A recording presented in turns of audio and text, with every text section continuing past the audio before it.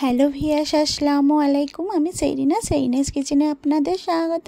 আজকে বানাবো আগের দিনের রাতের বেঁচে যাওয়া ভাত দিয়ে কুরকুরে। তো এখানে আমি তার জন্য এক বাটি ভাত নিয়ে নিয়েছি একটা মিক্সিং জার।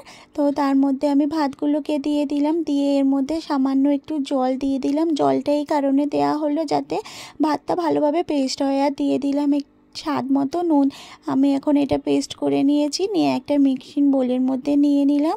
দিয়ে এর মধ্যে আমি 3 চামচ বেসন দিয়ে দিয়েছি, আর দিয়ে দিলাম 2 চামচ কর্নফ্লাওয়ার। আপনাদের কাছে যদি কর্নফ্লাওয়ার না থাকে আপনারা ময়দা কিংবা অ্যারারুট দিতে পারেন, ভালোই হবে।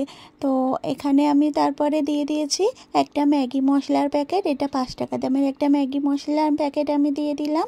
ম্যাগি মশলাটা দিলে কুরকুরের স্বাদটা ভালো হবে। আর দিয়ে দিলাম আমি হাফ চামচ লঙ্কার গুঁড়ো। দিয়ে সবকটা উপকরণ ভালো করে মাখিয়ে নিতে হবে।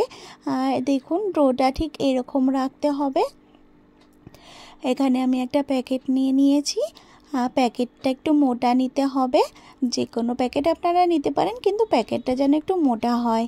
তো আমি প্যাকেটের মধ্যে এখন ড্রগুলো ভরে নিচ্ছি। সবগুলো ড্র একসাথে নেবেন না, অল্প অল্প করে নেবেন। তো আমি এতটা নিয়েছি, নিয়ে এর মুখটা ভালো করে আমি জড়িয়ে নেব, নিয়ে নিচের দিক থেকে একটু কেটে দেব যাতে ডোটা ভালোভাবে পড়ে। এখন আমি কড়াই তেল দিয়ে, তেলটা গরম হয়ে গেলে ডোটাকে দেখুন আমি যেইভাবে করছি সেইভাবে করবেন।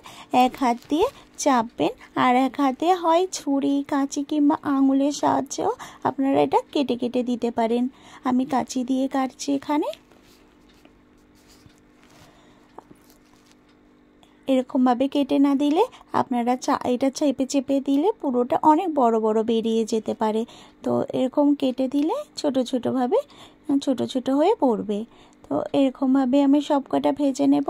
আর গ্যাসের ফ্লেমটা কিন্তু অবশ্যই লো টু মিডিয়ামে রেখে দেবে, জোরে দেবে না। জোরে দিলে কিন্তু ভেতরে কাঁচা থেকে যাবে আর উপর দিয়ে লাল হয়ে যাবে। তো এইভাবে সবকটা ভেজে নিলাম। আপনারাও একবার বাড়িতে এইভাবে ট্রাই করবেন। দেখুন কত সুন্দর হয়েছে। আপনারা একবার এইভাবে বাড়িতে ট্রাই করবেন, আর আমাকে কমেন্টস করে জানাবেন কেমন হয়েছে। ভালো লাগলে একটা লাইক করে দেবে, আর বন্ধুদের কাছে অনেক অনেক করে শেয়ার করে দেবে। আর আপনি যদি আমার চ্যানেলে নতুন বন্ধু হয়ে থাকেন তো চ্যানেলটি অবশ্যই সাবস্ক্রাইব করে দেওয়ার জন্য অনুরোধ রইল। আর পাশে থাকা বেল আইকনটা প্রেস করে দেবে, তাহলে আমি যখনই কোনো ভিডিও দেব আপনার কাছে নোটিফিকেশান সবার আগে চলে যাবে। এখন আমি এর মধ্যে দিয়ে দিলাম স্বাদ মতো একটু বিট নুন, আর দিয়ে দিলাম একটু গরম মশলা। তারপরে দিয়ে দিয়েছি এর মধ্যে চাট মশলা, আর দিয়ে দেবো একটু কাশ্মীরি লঙ্কার গুঁড়ো কালারের জন্য। দিয়ে আমি এটা ভালো করে মাখিয়ে নেব।